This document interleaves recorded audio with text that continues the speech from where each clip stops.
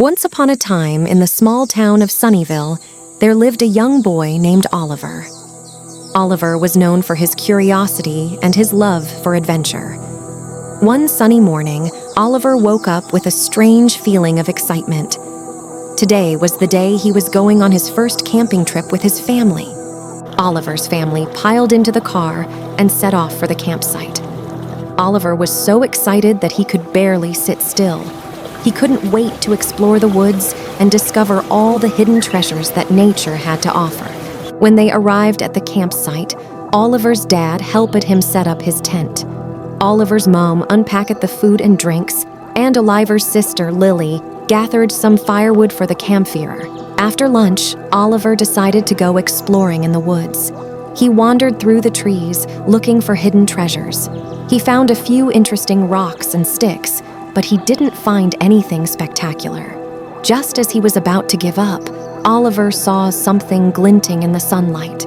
It was a backpack hanging from a tree branch. Oliver rushed over to the backpack and carefully took it down. Oliver opened the backpack and found a strange gadget inside.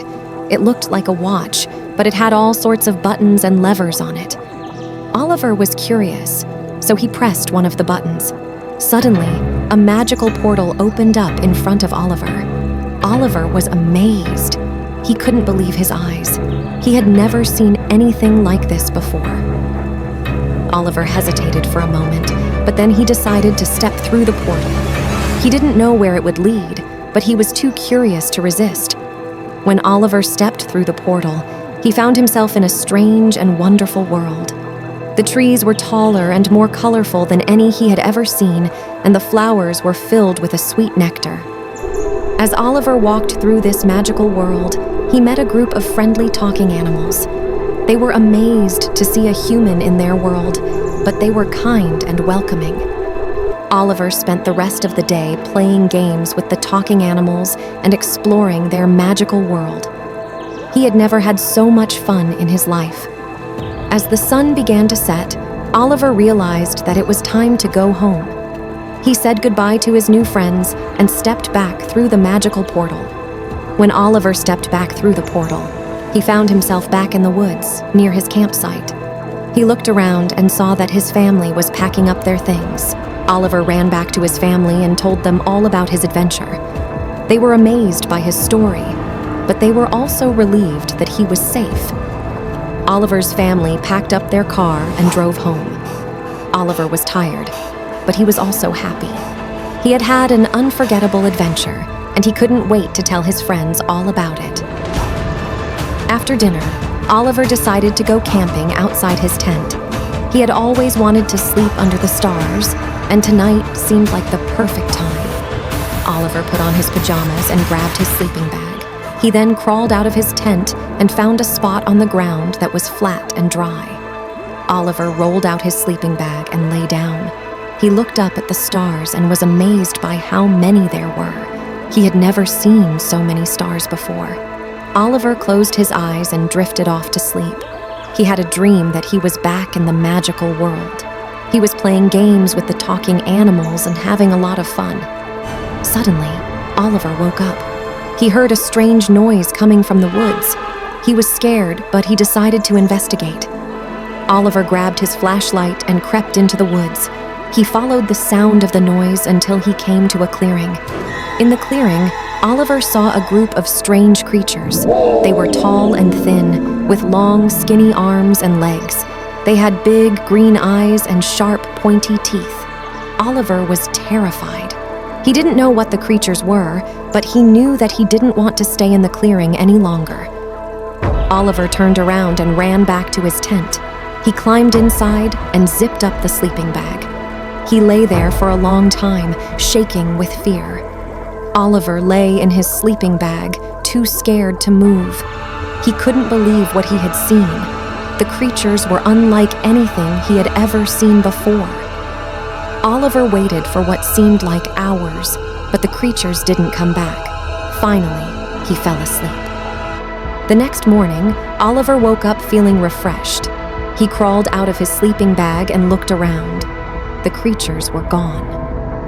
Oliver went back to his tent and told his family about what he had seen. They were skeptical, but they were also worried. They decided to pack up their things and leave the campsite early.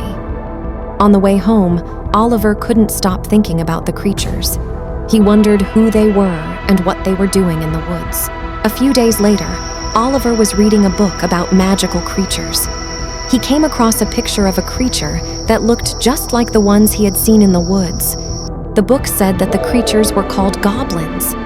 They were known for being mischievous and stealing things.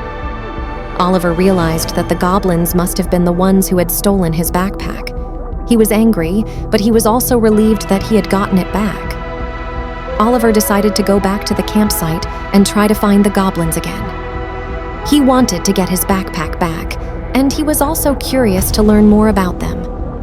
The next day, Oliver went back to the campsite. He wandered through the woods, looking for the clearing where he had seen the goblins. After a while, Oliver found the clearing. He was surprised to see that the goblins were there. They were sitting around a campfire, singing and dancing. Oliver crept closer to the clearing. He didn't want the goblins to see him. One of the goblins noticed Oliver and pointed in his direction. The other goblins immediately stopped singing and dancing and looked at Oliver. Oliver panicked and ran away. The goblins chased after him. Oliver ran through the woods, his heart pounding. He didn't know where he was going, but he knew he had to get away from the goblins.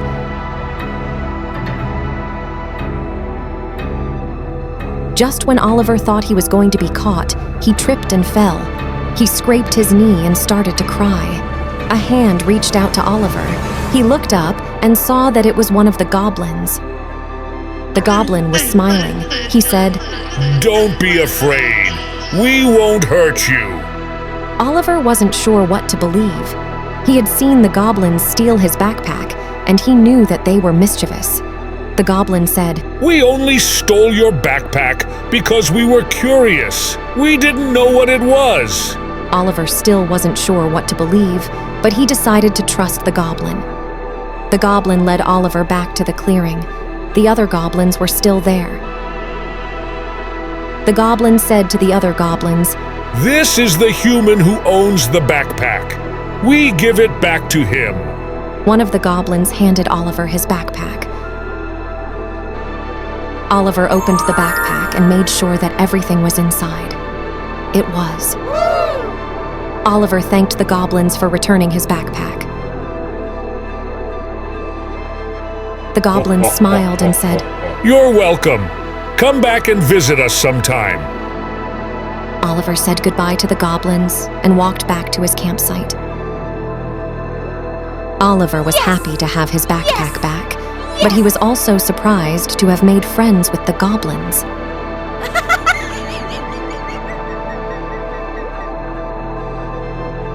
He had learned that not all creatures are as scary as they seem. So, what did you learn?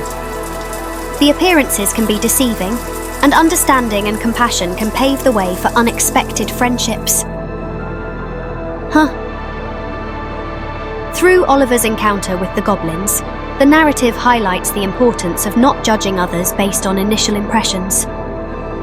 The goblins, initially perceived as frightening, turned out to be curious and kind beings. This lesson encourages children to approach unfamiliar situations with an open heart, recognizing that beneath differences, there may be shared values and the potential for connection. By embracing curiosity, kindness, and a willingness to understand others, the story teaches the valuable message that friendships can bloom in the most unexpected places, fostering a sense of unity and appreciation for the diversity of the world.